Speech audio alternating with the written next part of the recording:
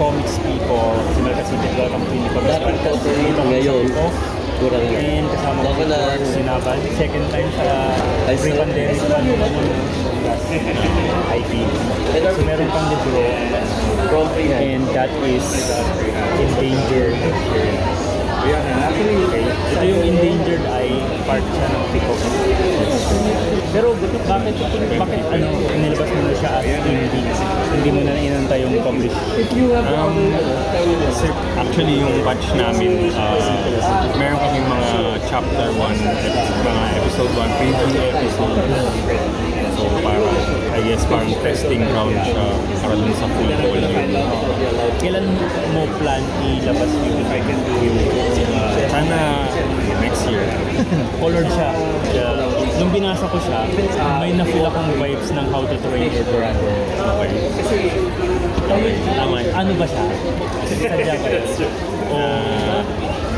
More on, parang yung trope na a boy and his, diba? May mga ganun, parang a boy and his dog, yun yung pinaka-basic.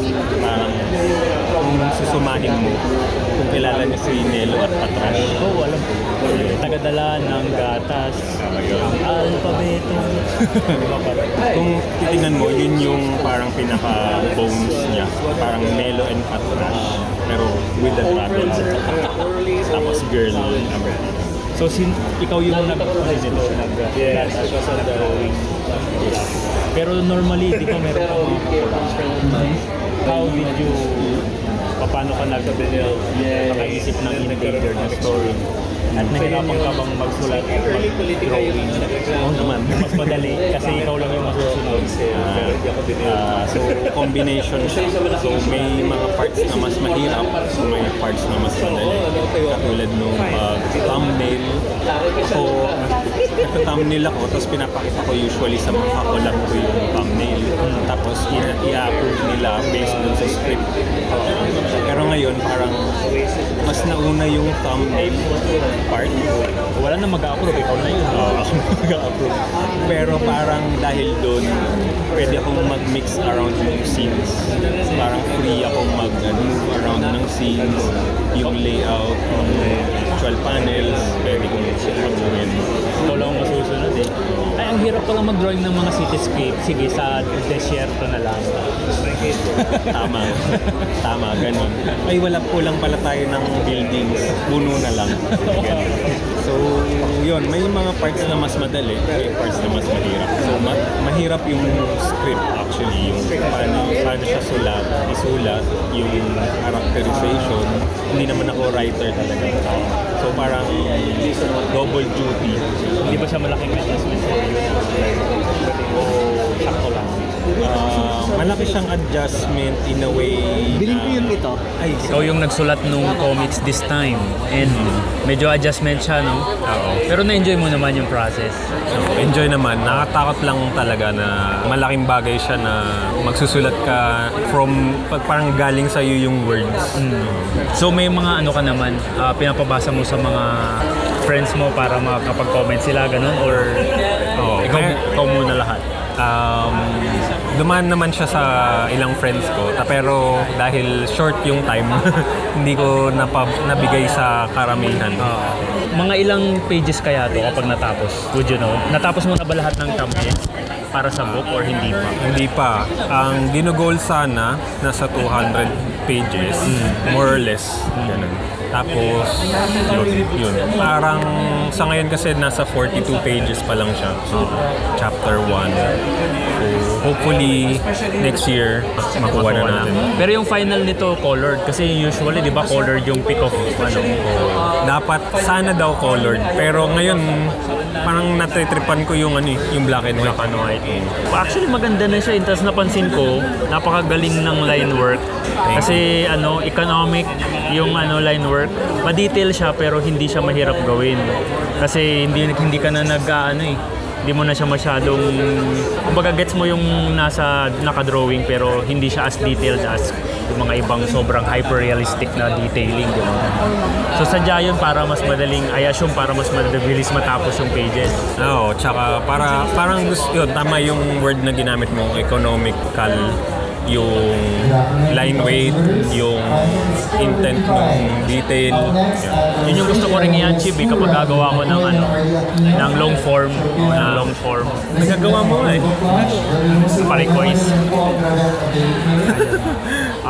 So, sino yung mga inspiration mo dito sa paggawa ng comics? So, yung mga idol mo ngayon na current na fina-follow mo, na you think naka-influence sa'yo? Mga Japanese, mga manga artists. Ito, tayo, as a community, parang pag nakikita ko yung gawa ng isa't isa, parang nabuboost din ako lalo. Yung mga, actually tumitingin din ako ng mga European comics. Ngayon, at currently, yun yung mga binabasa mo. Hindi pa ako nakapagbasa talaga, pero chine-check out ko lang yung parang paano Yung sila. lang, oo. Kasi usually naka-French. Naka-French eh. Ang ganda actually ng mga comics ng mga French no? Hindi, sobrang alam mong hindi siya western. Kasi yung art style pa lang, kung paano sila magkulay, paneling, ibang-iba eh. Tama. Hindi siya French, pero yung Tintin. Tintin. Tintin dito, pero yung mga French tawag Tantan. Tama. Ayun, sobrang gusto ko yun, yung Tintin. Nakikita ko ngayon yung influence. Yun. Mobius, di ba? Tama. Mobius. Kwentuhan mo kami naman in terms of process sa paggawa ng page. So, thumbnail muna, Oo. tapos page, Yung pencils. pencils, tas ink, tas tones. So, thumbnail, tapos nag-script. Okay. Ganun. Hindi siya script, thumbnail. Baliktad. Okay. Dahil ikaw yung nagsusulat. Oo. Dahil ako yung parang cinematographer muna yung tumira. Parang ganun yung, or nagta-thumbnail din pala sa movie, pero yun yung parang pinaka-komportable ako na makita visual storytelling, kumbaga. Storyboard. Storyboard. Parang ganun yung atake. Ano yung mga natutunan mo na ikaw lang yung gumagawa? Na hindi mo alam noon nung may nagsusulat for you? Okay. Mahirap magsulat ng storya.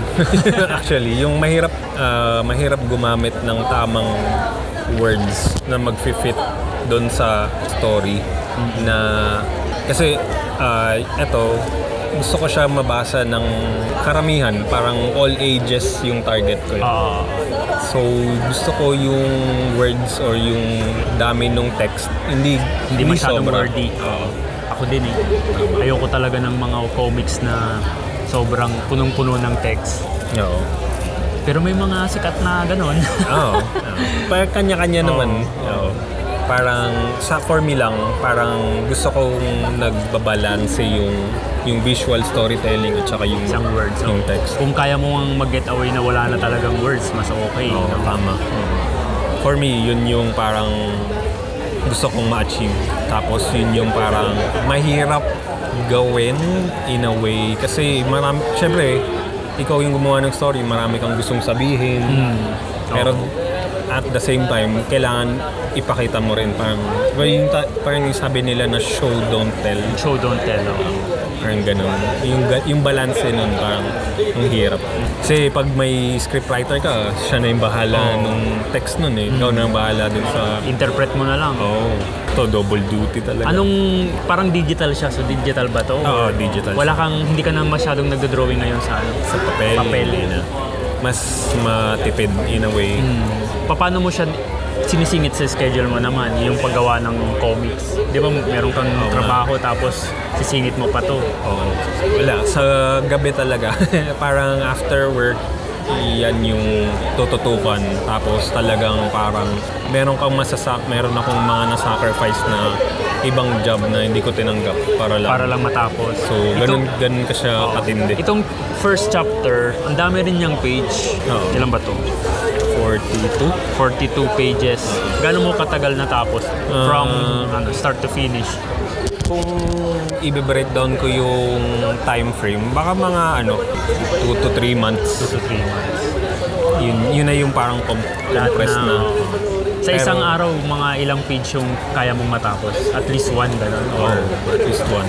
Kung hindi man matapos yung ink nun, baka dapat makakalahati man lang ng background, ganyan. Pero yung thumbnail nung buong book tapos na. Hindi pa. Hindi pa. So, Yung ano lang, parang meron pa lang akong outline. how far ahead ka sa thumbnail bago ka nagsisimulang mag-drawing ng page? Halimbawa, naka 5 thumbnails, saka mo sisimulan niya i-drawing. O Siguro buong 42. chapter. Oo. Yun na yung thumbnail. So, tinapos mo muna talaga lahat, no? Para drawing na lang. Tapos kapag nagdo-drawing ka ng pages, ano ba, may style ka bang, halimbawa, background muna today, or tao muna today, or hindi? Lahat sabay-sabay. Parang depende siya sa mood. Kasi minsan gusto mo mag-drawing lang ng tao. Tapos minsan wala ka sa mood mag-drawing ng tao, puro background lang. So, ganun. In terms of pagdo-drawing, kaya mo bang mag-drawing ng may pinapakinggan or pinapanood o dapat tahimik? Okay lang makinig, manood habang nagdo-drawing. Parang mas hindi ako inaantok. Pero kapag nagko-compose ka ng page, I assume dapat tahimik kasi minsan nadidistract ka kapag nagko-compose ka na ng page. Sa thumbnail part, doon dapat parang tahimik. Pero yung overall na yan, kunyari yung pag-i-ink or yung pag-shade, okay lang na may pinapakinggan. Ganda nung page, ang ganda nung libro. So, Salamat. watch out. Bili tayo ng Endangered. Thank At you. English. Requirement sa pick-off na English dapat. So, meron kang assistant dito para ma-check yung English. Ikaw lang talaga lahat. Galing, no? Kasi nung binabasa ko siya, hindi siya mahirap basahin. Talaga. Thank you. Yung nga, konti yung minimized yung yung text at mas you show, don't tell. And yung paneling, hindi ganun siya, simple siya, madali siyang basahin. Thank you. Kasi may mga comics na umiikot yung mata mo. Mga advanced na, di ba? May mga ganong comics. Ito, kapag bata yung magbabasa, may enjoy na to. Ayun. So, Borge, invite mo yung mga comics people natin sa yung mga social media para ma-follow ka nila. Follow niyo ako sa Instagram at Borge Draws. So, BORGDRAW. So, available ako sa Twitter, Instagram, tsaka sa Facebook. Kumakatanggap ka ba ng mga commissions kapag may gustong magpa-commish or busy pa? Busy pa, unfortunately. Pero pwede kayong mag-message yun, i-like nyo yung page. Follow na lang or like para malaking suporta rin. Thank you. Endangered. Thank you, comics people. Bye-bye. Salamat, Mel. Indie Comics Podcast.